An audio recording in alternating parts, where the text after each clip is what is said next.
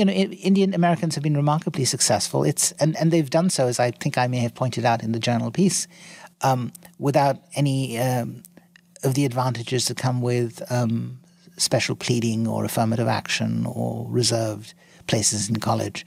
And they've been pilloried by the left, who've coined this phrase, and they use it as a term of abuse. They call people from ethnic minorities who succeed in this country sneeringly model minorities, as if somehow being a model minority is like being some kind of teacher's pet. And so you're just this suck-up that does things by the book and you're successful, and you can hold down a job and you don't get divorced and your children go to university. And this somehow makes you this undesirable thing called a model minority. And somehow, if you're a minority, you have to be someone who's in trouble and who's needy and who's discriminated against and stopped by the police.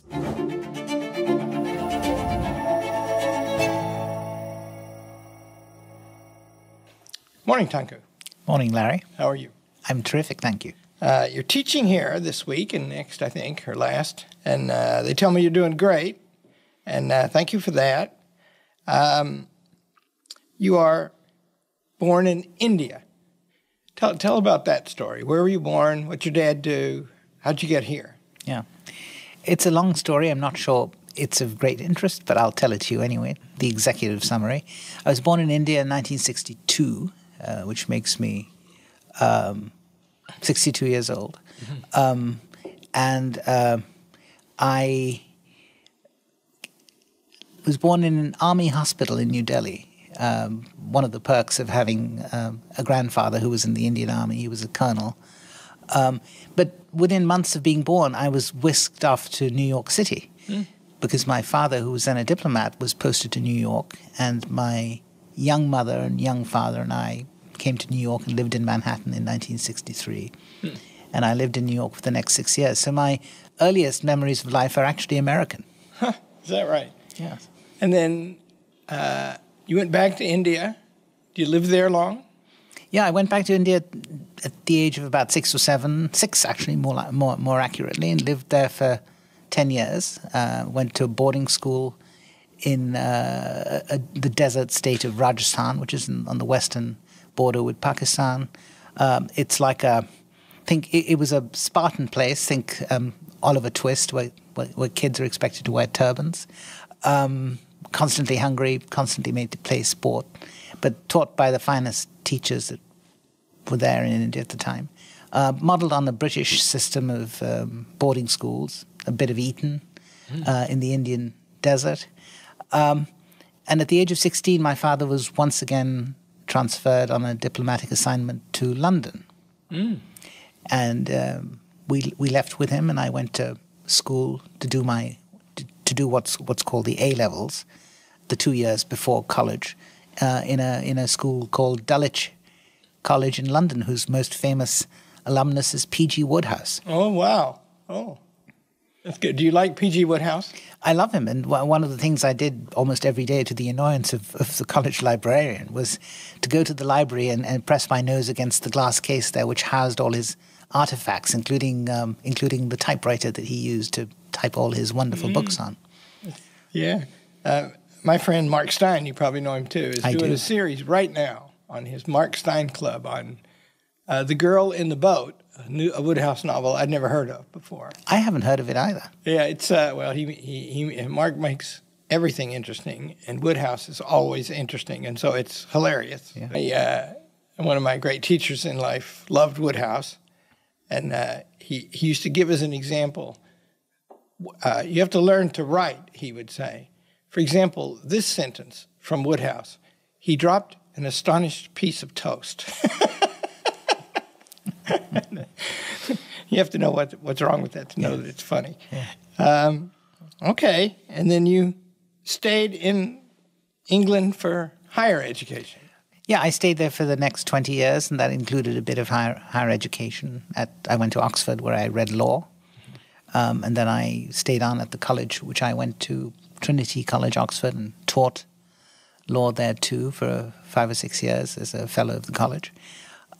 Before becoming a journalist at the age of 30, I joined the London Times as a leader writer, or editorial writer, as you'd say in America. And you didn't become a lawyer, a practicing lawyer. I did not. I sometimes, when I look at my bank balance these days, I sometimes regret not having done that. It would have been nicer to be a prosperous lawyer than a penniless journalist. But the answer is no. I was never attracted to the practice of the law. I was attracted to law as a kind of intellectual challenge, and as a subject worthy of study and thought. But the practice of it, never did anything for me. Yeah, me too. I would have made a terrible lawyer, I think. I wonder. I will tell our listeners that I know Tunku pretty well and have a sense of his ways and manners. And he's an interesting mixture of insightfulness and gentlemanliness. Well, thank you. That means you don't put much past him. Right. And when he catches you doing something stupid, he's usually courteous about it. I think I would have lost my temper in court, and I don't think the judges would have liked that.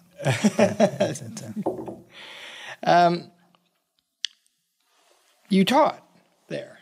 You taught law. Yes. And you have said to me, you miss teaching. You're going to do some of it here. I'm very proud to announce to the world. You're doing it now, but you're going to do some more, I think. And well, thank you. Yeah, I think I'd love that. I think you're good at that. Why journalism? What is journalism, and why do you like it? Yeah.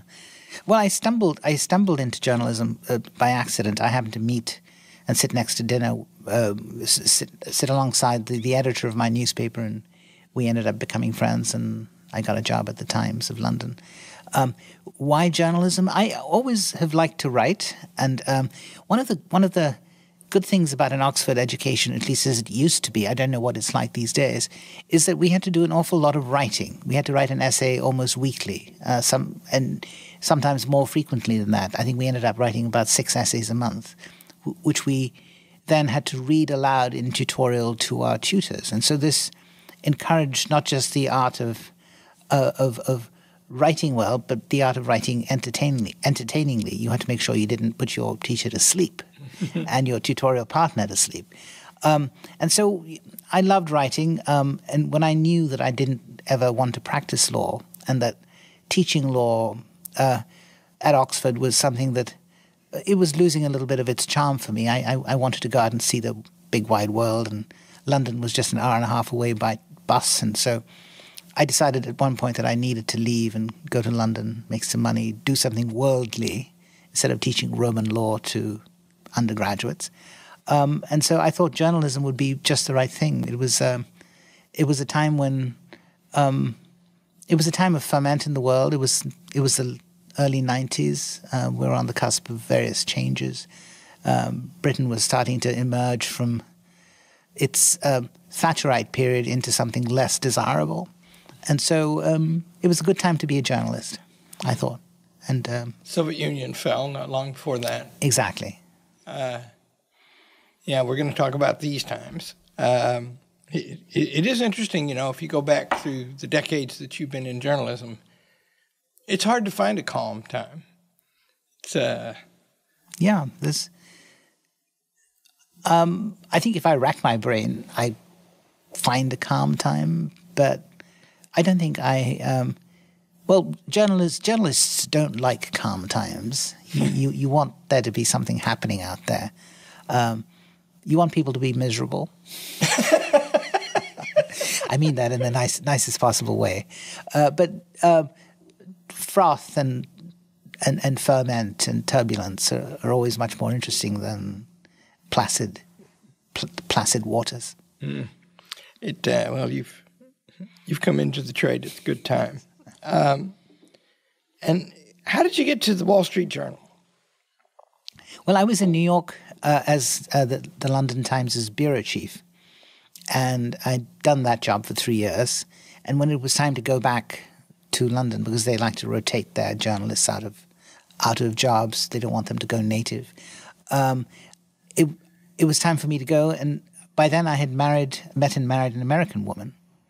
Her name is Amy, and her parents were from North Carolina, and she did not want to, and actually could not move to London with me. So I had to decide whether to move back to London without her, which was obviously not an option, or to stay in New York and find another job. And fortunately, I had some connections to the late and great Robert Bartley. Friend of mine, yeah. One of the finest American journalists of all time. And he knew me and had some sense of my paltry abilities and was kind enough to offer me a job on as an editor on the editorial page of the Wall Street Journal. And I started there in May of 2000. Still there, yeah. I actually went to him and asked him for a job, and he didn't quite. Fortunately, he didn't swat me away, but said, "Come to my club," which is a place called the Heights Casino in Brooklyn Heights, where he lived, and we had a beer and a pizza together one day for lunch, and very wisely had said to me, "Before you go, make sure you read Mr. Bartley's book called 7 Fat Years." I think that's a biblical reference. Yeah. And so I made sure I read the 7 Fat Years before meeting Bob Bartley, and the very first question he asked me was, "Have you read my book?" And I could truthfully say that I had. I'll tell you quickly, in some way we're both discoveries of Robert Bartley. Because back in the day, when I was a kid, we'd started something called the Claremont Institute. Right. And we had a journalist from the Wall Street Journal show up one day. He just entered the office, didn't have an appointment. And there were 4 of us who ran that place, and a secretary. The secretary's the only one who knew how to work in an office. And he said, "I'm James Ring Adams, and I'd like to take you to lunch." And we said, "Who are you?" And he said, "Well, I'm a journalist." So he takes us to lunch, buys us all lunch. And the next week, there was a major editorial, the lead editorial for the editorial page, about us. And he checked us out. And he wrote it about an article that I had written. And it was just stunning. And that's how I got to know him. And I found out he was always on a lookout for talent. Remarkable man. I think the last event he ever did before he died of cancer was on a Hillsdale College cruise. And I was very attached to him. Yeah. I'm glad he hired you. Good job. Oh, he was a lovely man. He embodied the best of Midwestern America, the values of honesty, an open mind, curiosity, hospitality, patriotism, everything. And he could write like a dream too. Oh yeah, yeah. He used to always say, I think it's probably still true, ours is the only opinion page that actually sells newspapers. Yes, that's right. He was very proud of that. He was fond of. We would say he needed to print that onto a T-shirt and sell it, and the journal could make a lot of money. Put it on a T-shirt, I said. I've been reading the Wall Street Journal every day since about 1975. Right. Professor Jaffa, the aforementioned great teacher of mine, loved the Wall Street Journal, and it had a scam that if he got students to sign up at student rates, he got a free thing. And so I was under pressure, and I started reading it and never stopped. Let's talk about the world. What is the job of a journalist? How would you describe that? Well, there are various kinds of journalists. My kind is the opinion kind. So I think the job of a journalist who works in the opinion sphere is to look at the world or some portion of it. And the portions can be, massive, or they can be microscopic slices of life. And to tell the reader honestly and in clear language what is happening, why it's happening, to whom are things happening, should they be happening. It's to describe what he sees as honestly and helpfully, and as helpfully as possible. I'm sorry, this is a very vague and hypothetical answer, but it's sort of what journalists of my kind have to do. And be explainers, informers, entertainers, all at the same time. Yeah. It comes from a word that means day, right? What's going on today. Yeah. I'm going to read a passage. I read 7 or 8 of your articles this morning. I read you every time you appear in the journal for years now. Thank you. And here's a tutorial, in my opinion, about how to start an article. This is about a man named Tony Abbott. It's really about China, and it's about the West. And nobody ever heard of Tony Abbott. He's an Australian. Starts, Americans dispirited by the 2024 presidential campaign, you write this in April of last year, might find it bracing to listen to Tony Abbott. Then a quote from him. The Western world has never been more materially rich, but it's rarely been more spiritually bereft. Now, there's a mountain of information in those 3 sentences. And it looks to me like you have a gift. And I because I read a bunch of them in a row this morning, they're all like that. That is to say, they're engaging from the start. They have a sense of who the audience is. And the first thing you tell them is why they might be interested in this. Yeah. So that's, Well, I think that's the fundamental, the point of fundamental importance in any piece of writing for a newspaper is to make sure that the lead, as we call it, and we spell it eccentrically, L-E-D-E, for reasons that I still don't quite understand, that the lead be arresting and also hook the reader as quickly as possible. Because the reader's time is precious, you have no lien on it. The reader is free to stop reading you at any time he wants, and so you've got to make sure he continues to read you. So, yeah, that's good. So grab him by the collar. This Tony Abbott article in Asia, and China is near, and it's about China. You've written several articles lately that go into the question of China. What do you make of China? What do you think's going on? Yeah, it's a good question. I don't really have a handle on China. I write about many things, and China is one of them. But Tony Abbott, since you brought him up, is a very interesting way to look at China through his eyes. He was the Prime Minister of Australia. Unfortunately, only for one term. He would have. I would have liked to have seen him be Prime Minister for much longer. He was in the sort of Thatcher Reagan mold, maybe even more muscular than that in his beliefs and his conservatism. And he had no illusions about China. He thought one of his predecessors, Kevin Rudd, who took Australia very close to China, was a sort of panda hugger, as he called him. He asked me not to put that in the piece, but I shouldn't have said it. Yeah. But he'll forgive me for saying it. So he had no illusions about China. He thought of China as a threat.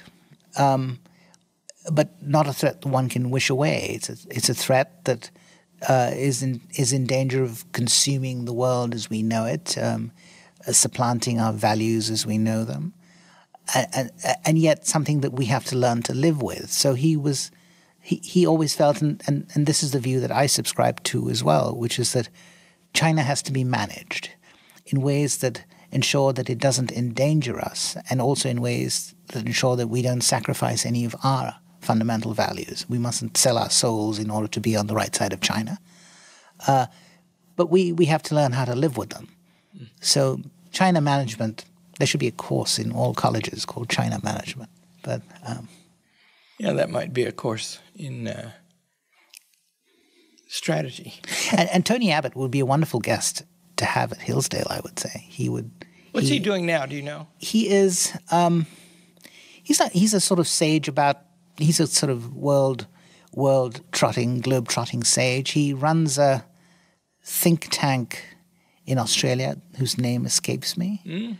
And so I think he's based in Brisbane or Sydney, but travels the world, putting out the message of what the West should be doing and what it shouldn't be doing. It's questions like manufacturing. Can we manufacture things we need if we have to fight, and things we need generally? There's a amazing ferment in America about all that right now. Yeah.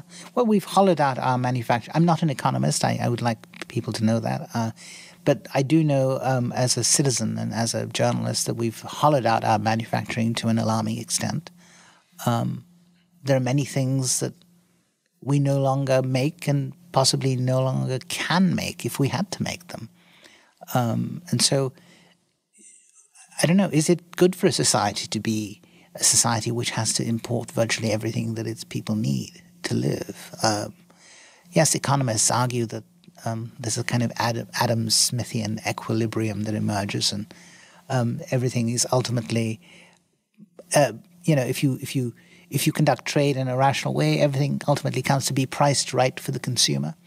But when things get pear-shaped, and when conflict emerges in the world, and the exchange of goods and services becomes difficult, when there are bottlenecks and pandemics, and you can't get things as quickly as you need them, you have to maybe rethink some of the conventional economic positions.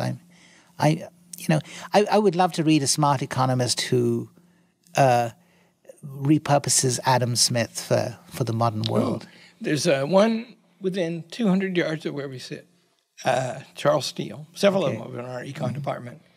I volunteer something about all that. I've said for decades now, Winston Churchill was a free trader. Abraham Lincoln, George Washington, James Madison were protectionists. Alexander Hamilton. The natural law does not speak to me on this question. There are examples on both sides. What Charles Steele will say is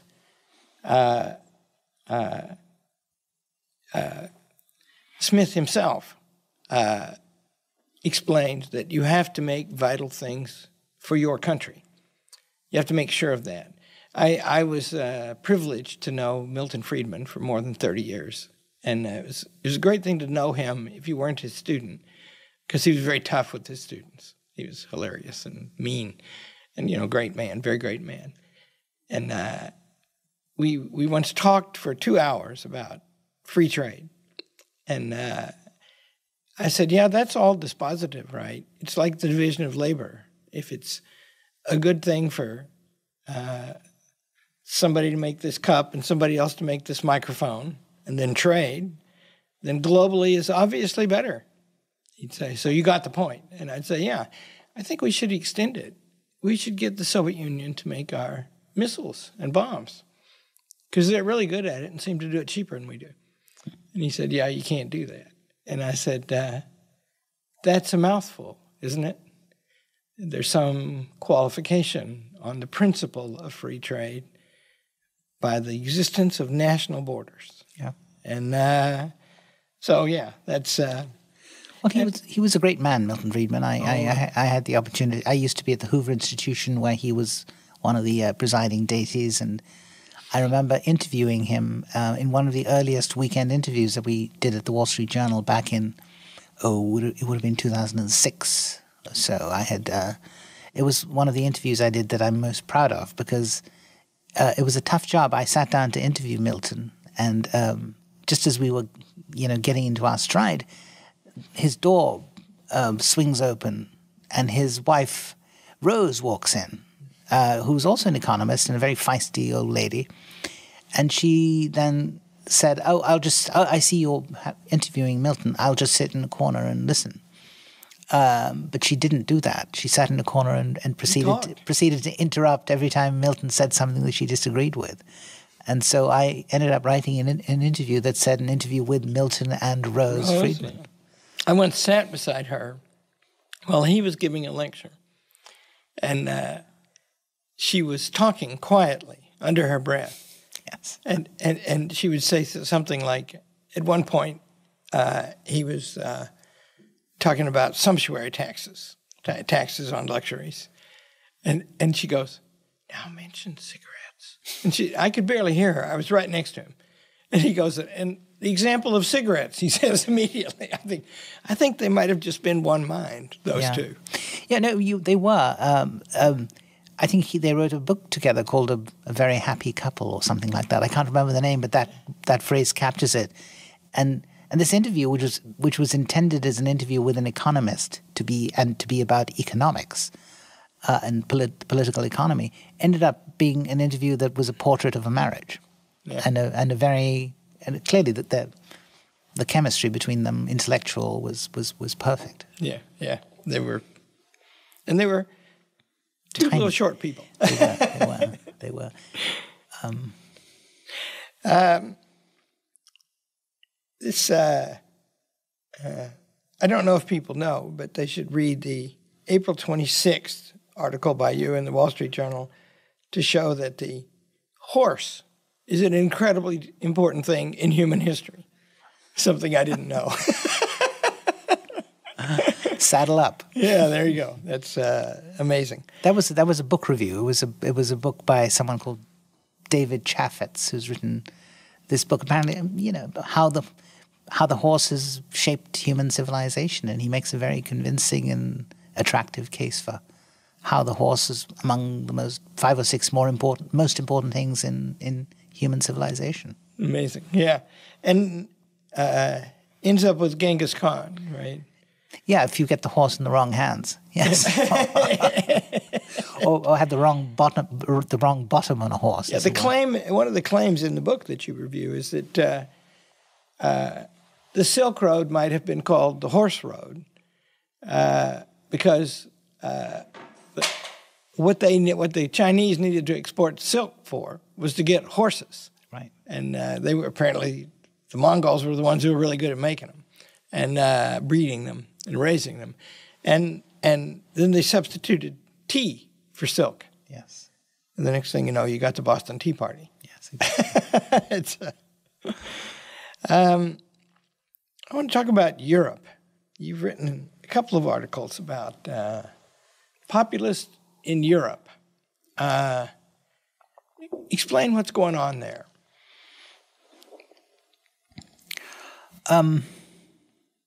Well, a lot of things are happening in Europe, and some of them mirror the things that are happening in this country.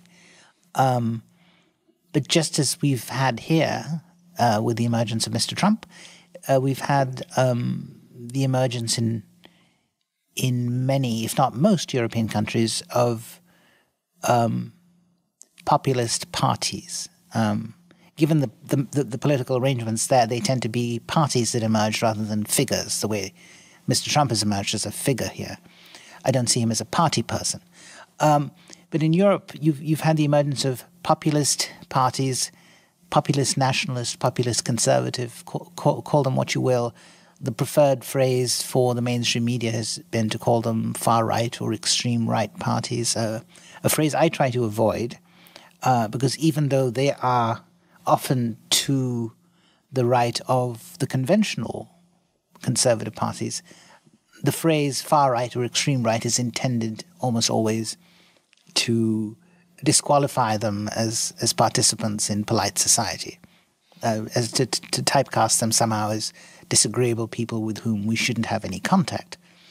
I was recently in Berlin, where I met one of the senior leaders of the AfD, the Alternative for Germany, Alternative for Deutschland. And she was telling me, she was a woman called Beatrix von Storch. She's she should really, in another era, would have been a princess. She's a scion of one of the most distinguished royal houses in Germany. And she is a senior member of the AfD, and she was describing to me how the German media anathematizes the AfD, how the German media shuns the AfD, how it begins by typecasting them as Nazis, and having done so makes them ineligible for polite society and discourse. And so shuts them out of all debate and conversation. And this is a party for which almost a quarter of the German electorate voted in the last election. If I'm not mistaken, they finished second in the vote count behind the Christian Democrats. Now, I'm not saying that there are no members of the AfD who are disagreeable and who are people we wouldn't want our daughters to bring home for dinner. But to say that because of the presence of a handful of Nazis in the AfD, or neo-Nazis, call them what you will, the entire party is somehow stigmatized and untouchable, is all too convenient for people who want to continue to manage European politics and discourse in a particular preordained way. And so you have this situation. J.D. Vance spoke out against it at the Munich Security Conference, that it is startling to an American to see a political system that basically treats as outcasts a party that represents a quarter of the population. How can you describe something that is representing a quarter of the population as extreme? That means a quarter of your population is extreme. What does extreme even mean, and what does mainstream mean? Sorry, that was a long-winded answer. But in those proportional representation systems, the most popular parties might get a third. Yeah. So a quarter is a lot. A quarter is a lot. And, we have some of that here, too. Views censored on social media and in the big press. I've always thought, my affection for the newspaper you write for, which, like everybody, I don't regard anything else as wholly reliable, but it's the most. And I always thought, I think Bob Bartley understood this too, it's a place to go where you won't read the same thing you read everywhere else. Mm-hmm. And that the only you could achieve that effect by reading everything else and just writing something different, which is not what you do. He thought, go look at the phenomenon and describe it as it is, and don't worry what anybody else is saying about it. And your articles on, you got one on Nigel Farage in here, and Marine Le Pen has now been. Marine Le Pen is she the most popular politician in France? She might be. Well, I don't know where things stand now, but she is. She gave Macron a run for his money.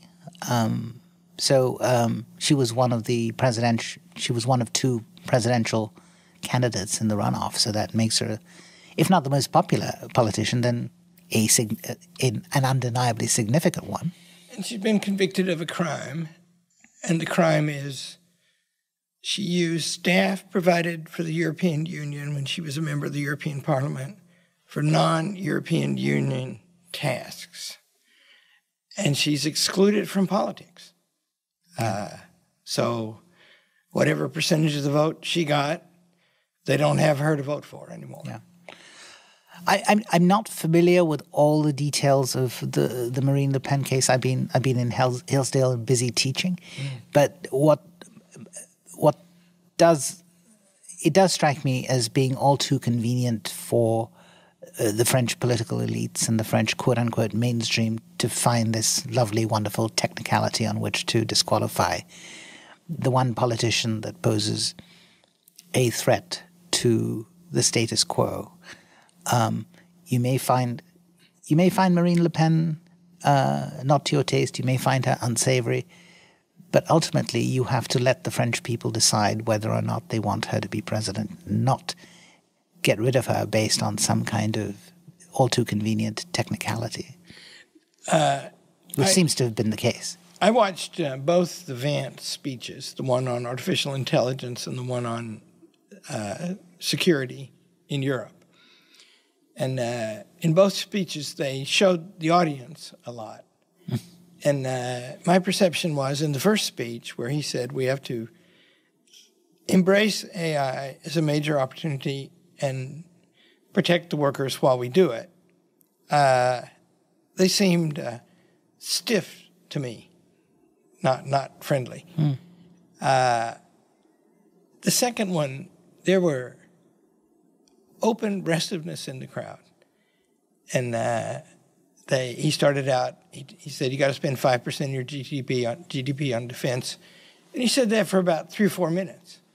And then he turned to suppressing speech and excluding political parties. And there was, in the room, there were gasps and people putting their head in their hands. And a very strong reaction after. Yeah. And so that makes me think, if you put that together with these people you've interviewed, is Europe becoming illiberal?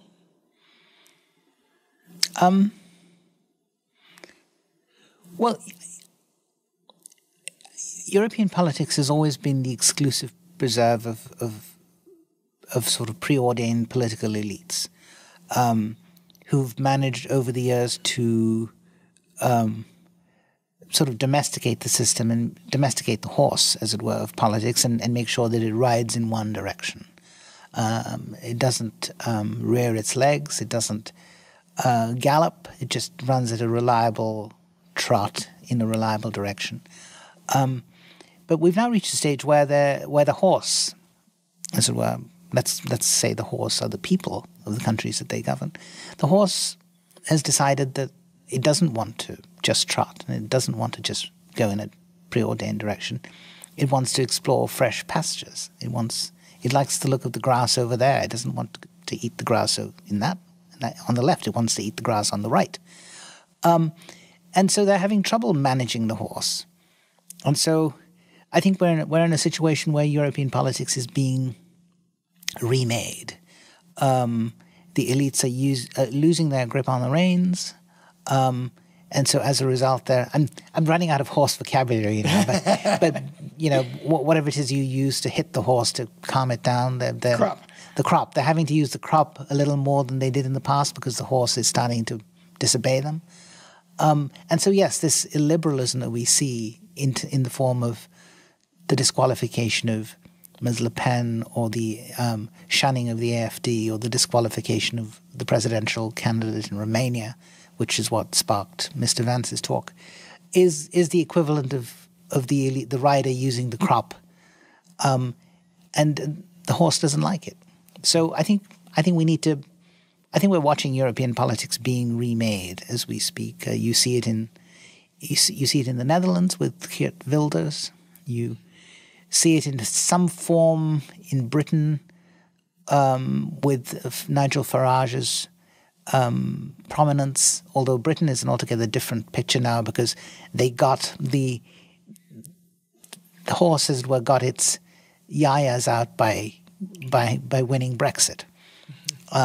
If Britain was still in Europe, we might have seen the emergence of a more populist party there, which would be pushing for the same aims that Brexit achieved. But Brexit, in a way, happened. It ended up effectively killing off the Democratic Party, the Conservative Party, and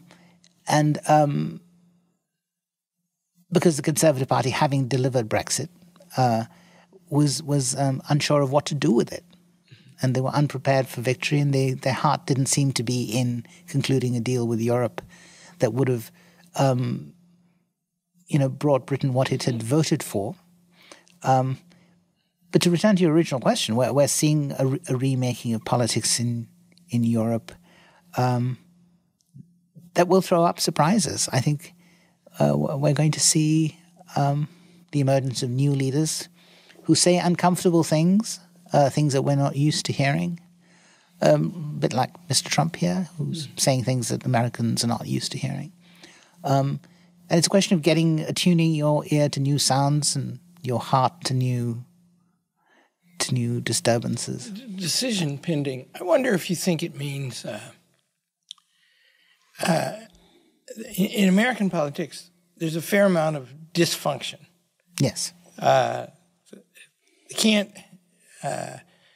government has enormous resources, state, federal, and local, more than ever, and it can't build the bridges, keep the military up to date, secure the streets. And in Europe, they're light years from being able to defend themselves. And Mr. Trump is confronting them with that problem, and one wonders, what are they going to do? So there's this dysfunction that seems to have spread everywhere. And meanwhile, China seems very strong and growing. Does that mean that there's been some disproof of the Western liberal forms? Well, I'm not sure about that, but I know that Messrs. Trump and Vance, in insisting to Europe that they fulfill their spending obligations under the NATO treaty, and sometimes even to exceed those obligations, have, I think, helped or caused the European mind to concentrate on the task.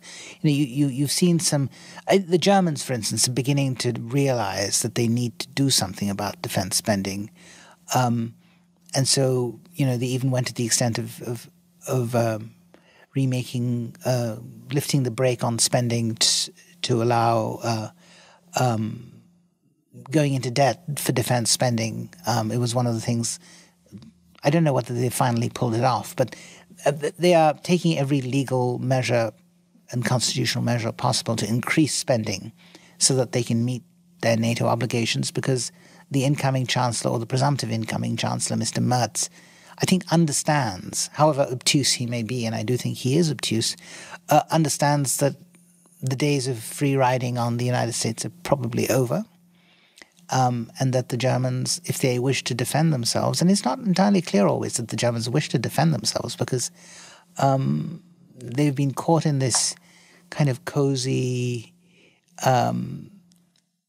condition for a generation or longer, where their defense needs have been taken care of by Mama America, and have been able to spend their own largesse on building what is a very comfortable welfare state. But I think they're now realizing that all this their way of life and their way of spending is threatened. But you have examples. The Poles already meet the obligations. But I think Europeans in general will have arrived at a time of reckoning. I think they know that they either defend themselves with their own money, or they leave themselves vulnerable to attack from, I guess, Russia is the country that we feel is the greatest threat to them. But yeah, it's all part of the remaking of European politics. Immigration plays into this in big ways. What do you make of that? Why is it an acute issue, and what do you think will happen? In Europe or worldwide? It's kind of worldwide, isn't it? Yeah, I think immigration is a big problem. I think it's a bigger problem in Europe than it is in the United States. I think the U.S. clearly does have its problem with illegal immigration. But it's a bigger country than any European country. It has much better absorptive capacities demographically. It has more place in which to put people, in other words. And many of the immigrants who are coming to America from the biggest liability of many of the immigrants coming to America from the southern countries, Mexico, Guatemala, Nicaragua, etc., are that they are poor, unskilled, and speak a different language. But for the most part, culturally, they're Christian. So they are ultimately assimilable in this society. Once they learn English, once they acquire skills, once they learn how to do things, pay taxes, not commit crime, and live life in something resembling the American way, they are ultimately assimilable. Yes, in their midst come various bad guys like the Tren de Aragua from Venezuela and various criminal syndicates. But for the most part, these are just desperate poor people who are coming for a better life, coming the wrong way. They shouldn't be breaking the law and coming to this country, but we know why they're coming. In Europe, yes, a lot of the motivations to move from Morocco or Syria or Afghanistan to Europe are similar. They're poor people caught in the crossfire of tensions and wars who want to live comfortable, safe lives in Europe. But the difference between an Afghan and a Moroccan and a Syrian on the one hand and a Mexican on the other is that these first people that I mentioned are much more difficult to assimilate because they come with a culture that is that has historically been at loggerheads with the Judeo-Christian culture of Europe. And so it isn't just a question of teaching the Syrian French or teaching the Afghan German or teaching the Moroccan Italian or Spanish. It's a question of teaching them how to live in societies that are tolerant, that are based on Judeo-Christian values, that are based on certain levels of respect for women, for the community, for public spaces, for ways of eating and dressing and speaking and reading and thinking. And so it's much harder to assimilate these, I think, often essentially unassimilable people. And so you have to manage them. And it's the management of them that's so difficult, especially when in these countries there is a progressive predisposition to regard their cultures, the cultures of these incoming people, as being of equal value to the culture of the host country. It's all very nice to say so. It's all very nice to say, oh, all countries are wonderful and let's all live together. But it doesn't work out that way in real life. And some cultures are not of equal value to others. And we have to, we've lost sight of the belief that our culture, and it must seem strange to see an Indian refer to Western culture as our culture, but I've been an assimilated citizen of the West. You've written a column lately about the success of immigrants from India to America. Yes. Explain that. Well, they have been remarkably successful. They're just 1.5% of the population. That's about 5 million people. They've ascended to positions of power, particularly as business CEOs, as doctors, as business school deans, lawyers. And the most impactful and eye-catching presence of Indian Americans has of late been in politics. Mm-hmm. Yeah. We had 2 Indian Americans compete for the the Republican candidacy for president. You had Vivek Ramaswamy and Nikki Haley. You had the Democratic candidate who ran against Mr. Trump, Kamala Harris, as the daughter of an Indian mother. I know she positioned herself publicly as an African American, but she's the child of an Indian mother, and she was raised almost exclusively by that Indian mother, and had quite an Indian upbringing until it became politically expedient for her to rebrand herself, and who can blame her there? And I think the advantages of the melting pot. Exactly. But so yes, Indian Americans have been remarkably successful.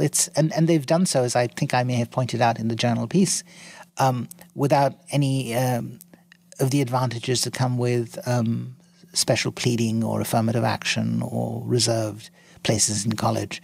In fact, until the Supreme Court ruling on the affirmative action case, it was probably a disadvantage to be an Indian applicant to an Ivy League school, the same way it was a disadvantage to be a Chinese applicant. So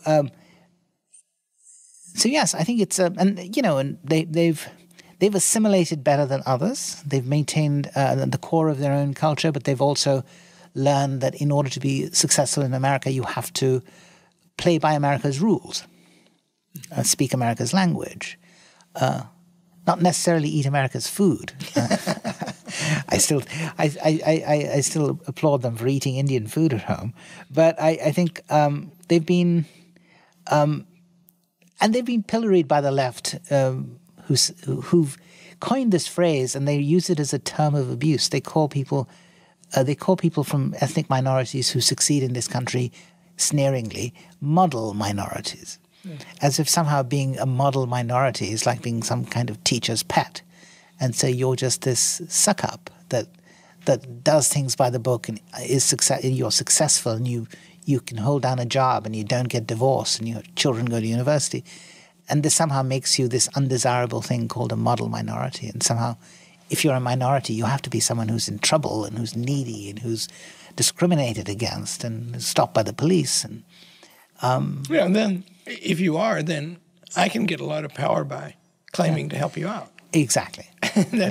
But what about, these Muslims who have come to Europe are hard to assimilate, and the Indians who've come to America, who aren't as numerous, but still have been easier to assimilate. Is something about Indian culture there that makes that so?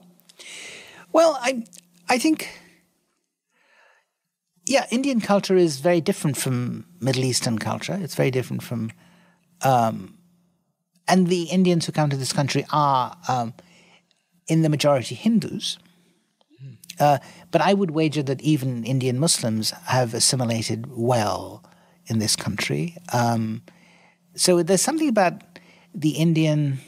Yeah, I think Indian culture in a way transcends religion. You know, Indian Muslims and Indian Hindus have a lot more in common than Indian Muslims have with Syrian Muslims. I think the Syrian Muslim and the Indian Muslim have the fact that they're both adherents to the Islamic faith in common, but beyond that, they have very little in common. They may fast during the month of Ramadan, but that's part of the Islamic tradition. But they have other things, you know, they treat women differently. We're talking about the educated class of Indian Muslim, not all the way down the line, but the same is true also for Hindus. We're talking about educated Hindus. So the Indian Muslim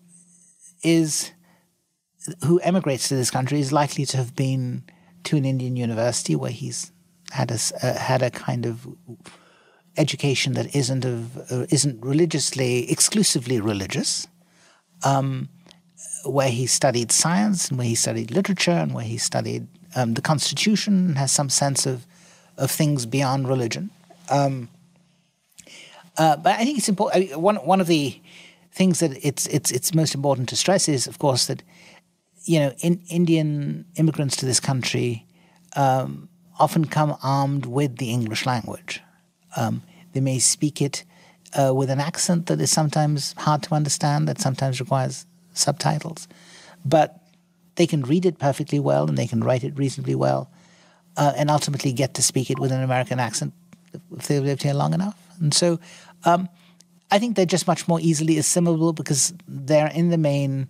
There's nothing in their cultural package, in their cultural baggage, that leads them to resist America.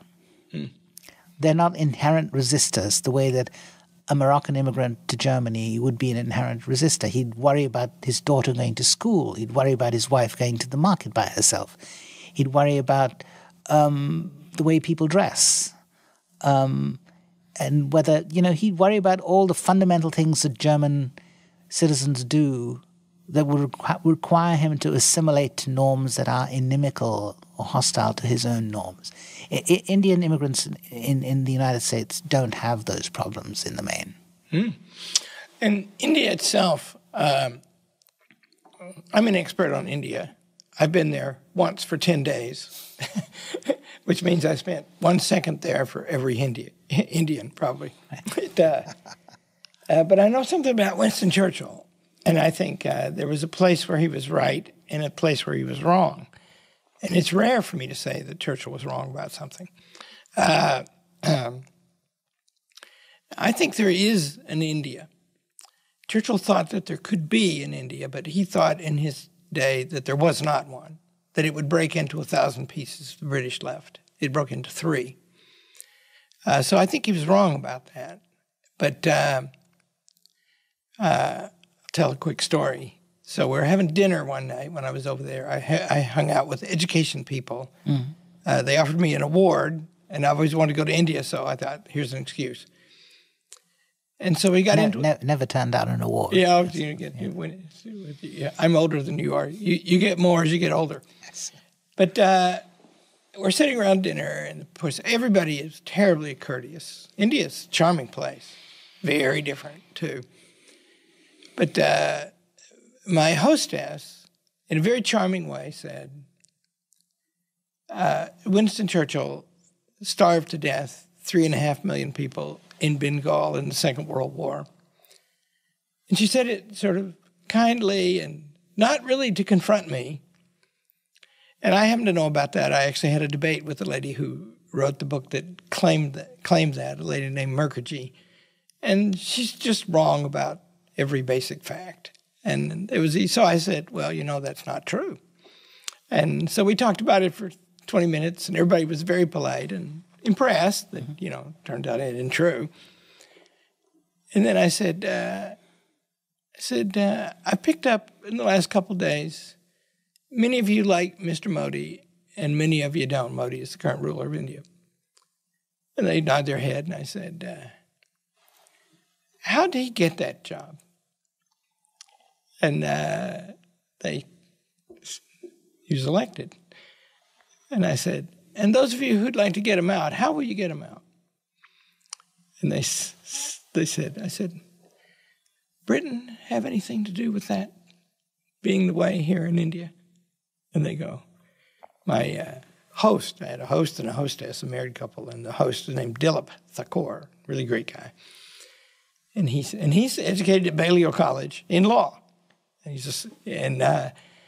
he said, yes, he said, we have said that. In other words, the British weren't all bad. And I think in the 1930s, it was Lord Halifax and Stanley Baldwin who drove the first big step toward Indian independence. And they eventually got that, 1934, 1948, 24 years, 14 years later, not very long. And they may have been right about that. But Churchill was partly right, because there were about 1 million people killed when the British left in the Civil War. So anyway, and India is important. I'd like to ask you about that. It seems to me India is the most populous country. It's governed through elections. They have freedom of speech, and they're young, and they're going to be the most populous country for a long time. Are they important, and how should we regard them? Yeah. India is a big deal. I just wanted to say a couple of things about Churchill before I talk, and if you'll permit me. I agree with you. I think people misread the Bengal famine. I think Andrew Roberts in his biography puts that canard to rest. So any of your viewers who want to know about the truth about the Bengal famine should read Andrew Roberts' biography of Churchill. And the other thing that's said about Churchill, which is that he said that Indians were a beastly people with a beastly religion, that's never actually been accurately attributed to Churchill. It was Leo Amery who said or claimed that Churchill had said it, and we have no way of fact-checking that. Right. And there's every reason to believe that Churchill didn't say it. I mean, he may have said something that was less than flattering, but we don't know and can't know whether he used those precise words. But those words are often thrown at our faces as proof that Churchill. But as far as India is concerned, India is a big deal. And the more we worry about China, the bigger deal India becomes for the West, but particularly for the United States, which can't take on China alone, can't and shouldn't. And will need reliable allies who have skin in the game. And no one has more skin in the game against China than India does. It's India's northern neighbor. It has Indian territory under its control that it's taken illegally. And it's a constant source of threat and angst and danger to the Indian people, to the Indian economy, to India's territorial integrity. So for as long as Xi Jinping lives, America and India will have common cause. And certainly I agree. I think Britain, the British colonial experience in India is a complex thing. But one reason why India is a successful place today and Indians are successful exporters of themselves is that they are intellectually and linguistically equipped with tools that were left to the British Empire. A tradition of Western education, the English language, a way of kind of rational thought, the Westminster model of democracy, the rule of law, the adoption of the common law system. Everyone talks about the railways, but these are all the railways of the mind and the railways of politics. And so they left, yes, they extract vast amounts of riches from India and to the benefit of the mother country back in Northern Europe? Sure. But it's not as if they gave the Indians in India nothing in return. And most significantly of all was their shaping of India as a kind of unitary political entity, which it had never been before. And so I think, you can detect that the colonial experience was a mixed one, in other words, not uniformly bad, by the fact that Britain and India today have very amicable relations. I think it's probably the best example of any post-colonial relationship that I can think of in the world between a former imperial power and a decolonized state. India and Britain have, maybe Brazil and Portugal are comparable, but the Portuguese left Brazil under different circumstances and much longer ago than the British left India. And so I think India needs to be paid attention to. India also needs, though, and I disagree with you slightly, we need also to continue to insist that India live up to its own highest standards. I think we often sometimes do glibly say that India is just like us. It's an ally. It has the same values, Western democracy, et cetera, But what we've seen in the last 10 years or 15 years has been a maintenance of the forms of democracy, the forms of election, the forms of speech, the forms of litigation, but an erosion of the substance. So when you say there's free speech, yes, on paper there is, but there have been increasing instances of intolerance, of shutting down of expression and speech that wouldn't pass muster with the First Amendment in the United States. And so I think we need to, while we celebrate India and celebrate it for the values that it shares with us, we need also to ensure that India remains true to those values. That's my view. It's very partisan now, right? I mean, Mr. Modi has remade Indian politics, but then had some setback in the most recent election. And so he lost a vote share. He now governs in a coalition where previously his party ruled on its own. He's backtracked on a few things. He's much less Thatcherite in his economic policy than he had promised to be in 2014 when he first came to power. He's much more of a crony capitalist than I would like him to be, but he's still a capitalist. Have you interviewed him? I have not. He doesn't give time to journalists readily. Well, if you get a chance, I hope you'll do it, because it'll be very good for me to read it. It would be exciting. I'd love to do that. But he's reluctant. He's a reluctant interviewee. Well, he's something else. I think there's a job for you there to explain India, because I believe very much that it's important and friendly. Yeah. I think a point that I highlighted in my Pulliam lecture last night, though, that's something that worries me and should worry the Hillsdale family a little, is the increasing hostility towards Christians in India. It's something we need to focus on, and I think it's part of the growing consequences of assertive Hindu nationalism. So Christians, I think the Christians in India need our help. Good. Well, you're as I said at the beginning, a gentleman and a splendid journalist, and help us to understand the world. And I am grateful to you very much for teaching here and for being on this podcast. Thank you, Dr. Rahn. Thank you.